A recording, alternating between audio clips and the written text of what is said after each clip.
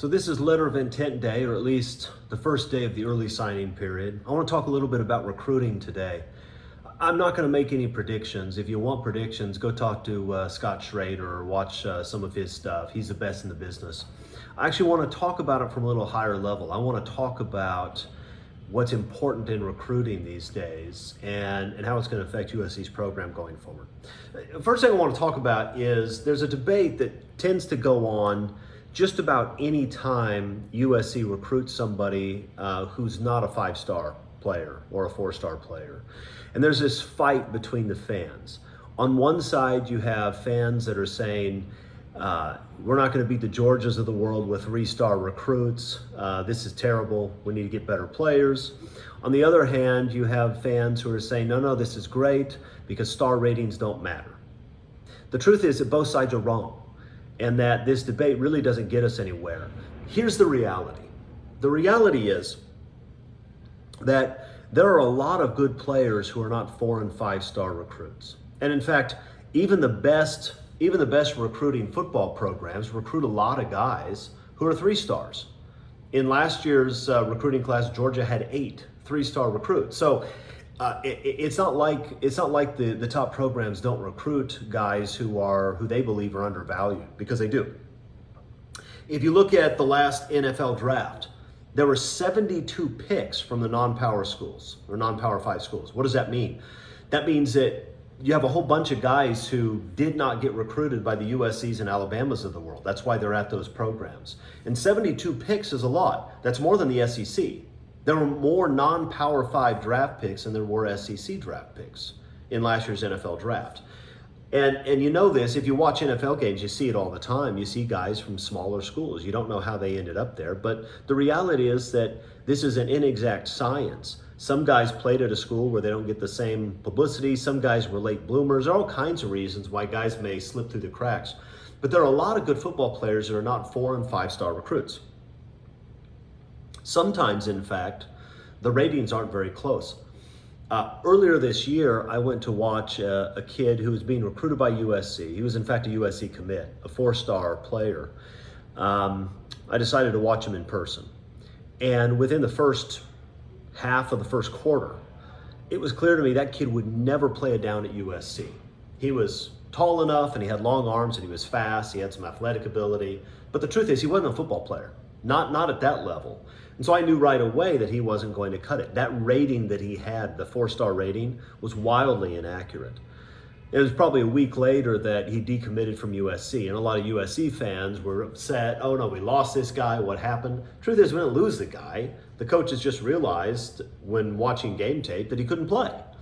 That's going to happen because the star ratings are not always accurate. There are lots of great players, including in USC's past, Troy Polamalu, Mike Williams, plenty of other guys, Clay Matthews, who were not big-time recruits.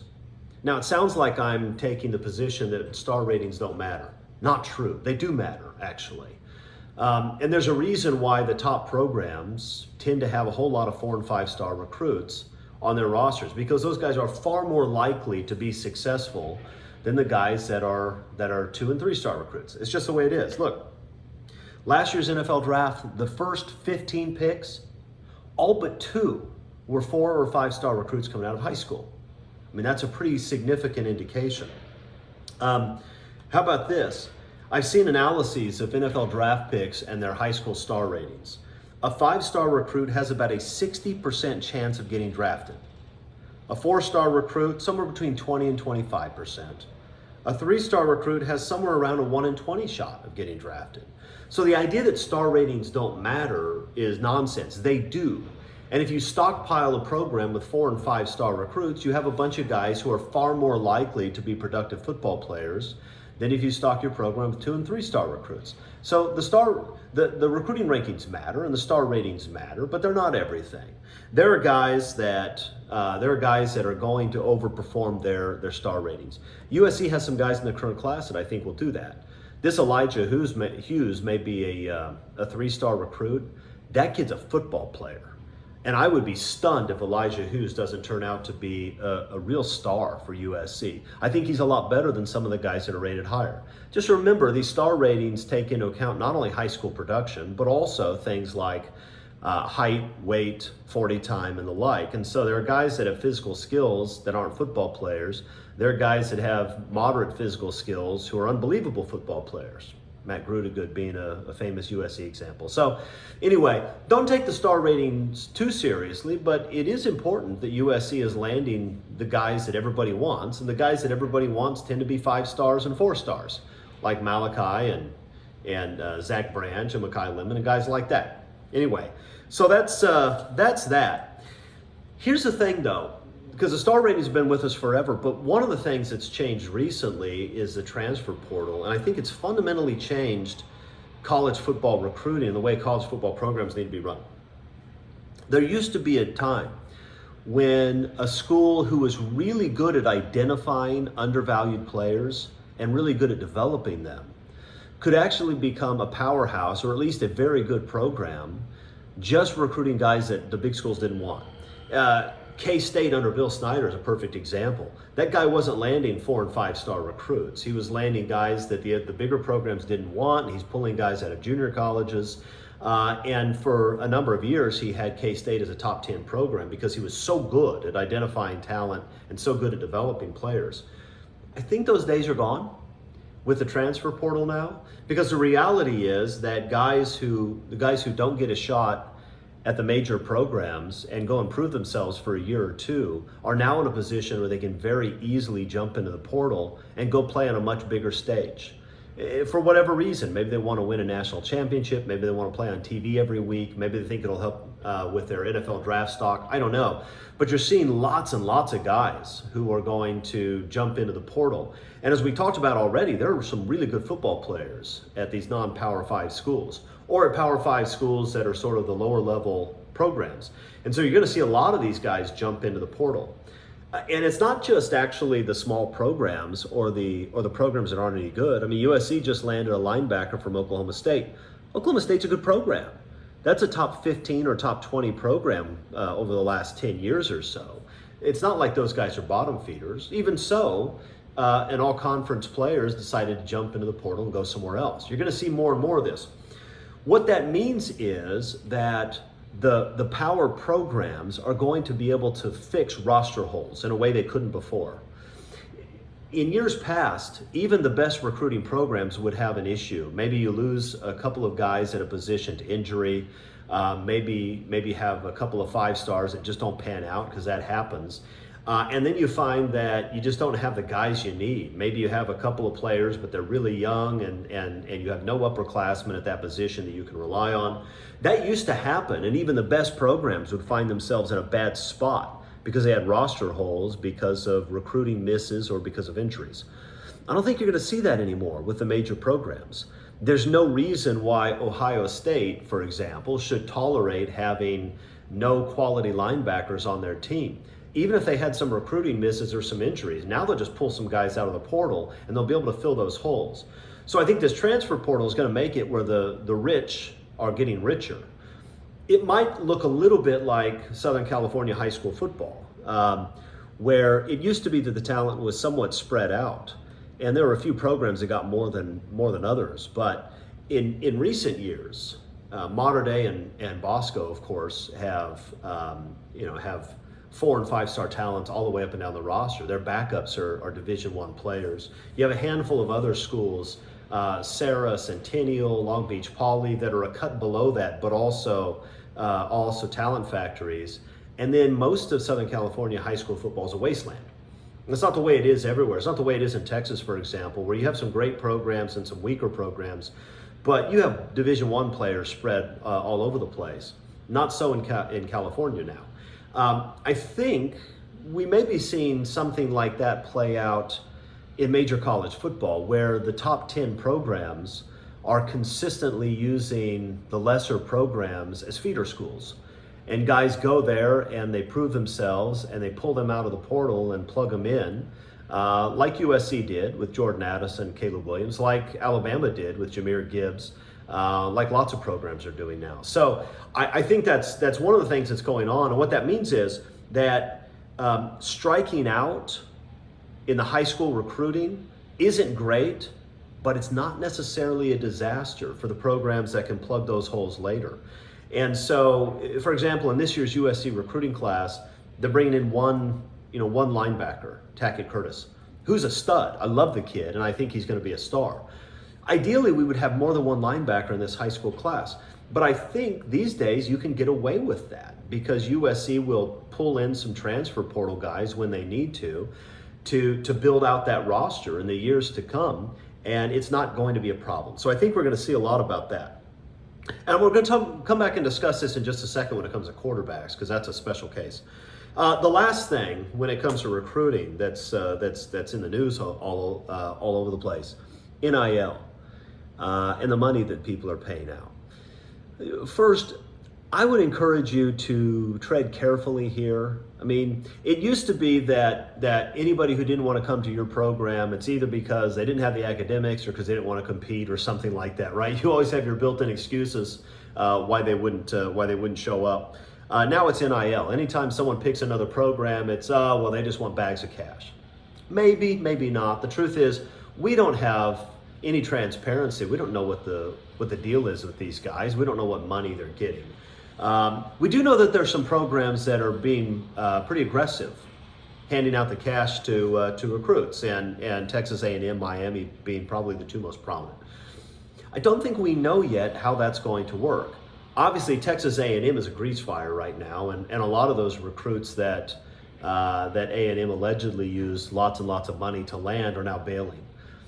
That may not be a sign that this philosophy never works. It may just be a sign of the problem with Jimbo Fisher's program. We'll see. But I do think there are reasons to be concerned that approach may not work. Look, it's one thing for Caleb Williams to get a deal with Beats, right? A commercial endorsement deal. That's somebody who went out into the marketplace and has real value in the marketplace because of his notoriety, because of his skill set. And it may be that some of his teammates are jealous about that. It may be that they wish they also got a seven-figure deal from Beats, but they also understand why Caleb Williams got it and they didn't. I think it's a little bit different when you're talking about high school recruits. You can imagine you want to pay $1 million to land a high school linebacker, and when he's a sophomore, you have other guys on the roster that are performing as well or better and aren't getting that kind of money. That's not only going to lead to jealousy issues that I wish I had the car he had, but it's going to lead to more than that. It's going to lead to serious dissatisfaction with your coaching staff and your program because they're the ones that made that deal. They're the ones that decided to give this guy a bunch of money, even though he's not as good as you are. It may be that you feel like you're on the bench because someone else got a bunch of money and you're a better player, but they have the $1 million contract. I mean, there are all kinds of reasons why this can lead to dissension in the locker room. On top of that, if you're really going to pay $13 to $15 million a year for your recruiting class, that $13 million came from Ryan Day. I mean, he had a statement about how the recruiting class might cost him $13 million. A&M may have paid more last year. I don't know. But at $15 million a year, you're talking about a roster of $60 million if you put all four classes together. That's more than a lot of Major League Baseball programs. I don't know that that's tenable. I don't know that anybody has that kind of money that they can have a $60 million payroll in college football. And so it's not clear to me that the Miami-Nebraska model, or Miami-Texas A&M model, is really going to be effective. I think there's some real doubts about that. Now look, it's certainly true that USC can't be in a position where all of the other blue bloods are paying for players and USC is not. If that's the position you're in trouble. I don't think that's where we are. I think that Alabama and Ohio State and Notre Dame and these others, yes, they have collectives. Yes, they're trying to funnel money to their players, but I think they're taking a much more conservative position right now than Miami and A&M and some of the others. Maybe for the reasons that we talked about. And so I don't think that USC is in a position where it's being left behind. It's certainly in a position where there are players that USC is losing, that the fans at least think they're losing because of NIL dollars. That's frustrating. But I think we can watch this play out for a little bit and see what happens. Because I'm not convinced it's going to be as bad as some of us might fear. The other thing is that I think the NIL problem is going to be solved fairly soon. Some of you may have seen the news report about the National Labor Relations Board that wants to argue that USC athletes are employees. I think ultimately this actually is a solution for college football. That it's not acceptable for the different universities or the different conferences to get together and limit the pay that a player can get. That's not going to work. It's anti-competitive. The Supreme Court has come out fairly harshly against the NCAA's position recently, and it's untenable. But you can do that through a collective bargaining agreement. Collective bargaining agreements can institute pay caps that wouldn't be okay in the marketplace. That's how you have the rules you have in the NBA and the NFL regarding the total amount that you can pay to the players on your roster, right? Salary caps. And so I think ultimately what's going to happen is that NCAA athletes are going to be employees, and those employees are going to collectively bargain. And those collective bargaining rules are going to set some rules that can actually bring some sanity to NIL and some other issues. I think that's probably going to happen here in the next few years.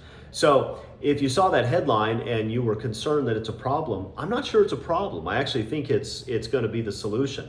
The NCAA is not going to be the solution.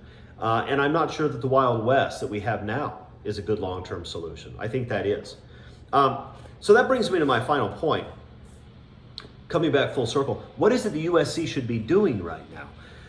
I know there's been some frustration. USC's lost some players that we wanted, including most recently DJ Lagway to Florida. And a lot of USC fans attribute that to NIL money. Maybe it is, maybe it's not. I have no idea. But here's what I'll say. Don't worry about high school quarterback recruiting at USC. It's completely irrelevant. Is it nice to get a guy like Lagway or Raiola or Malachi Nelson? Of course, that's a great thing. But it doesn't really matter. You think about Lincoln Riley's recent history. He's had 4 guys all finish in the top 2 of the Heisman voting. Once Caleb Williams goes to the NFL after next season, all 4 NFL starters, all 4 were transfers. USC is not going to have trouble finding a quarterback. And if in a couple of years there's a hole in the roster and they need a high-end quarterback, I can guarantee that Lincoln Riley will pull one out of the transfer portal. So this is not something we should be worrying about. Don't tear your hair out because DJ Lagway has said he's going to Florida. He may change his mind anyway, but the truth is it doesn't matter. He may be great, he may not be great, but I wouldn't pay a 7-figure sum to land an unproven guy like that when we know that Lincoln Riley can pull a star out of the transfer portal, probably somebody who's already been proven at a smaller school, and fill any hole that USC may have anyway. So it's just not something to worry about. All right, those are my big picture thoughts on recruiting. I look forward to seeing what happens over the next few days in terms of the early signing day and also the transfer portal, where USC is already starting to fill up that defensive front 7 like I expected they would, and putting themselves in a position to compete for a national title next year, which is exciting. Anyway, that's all for today. I'll see you next week. Fight on.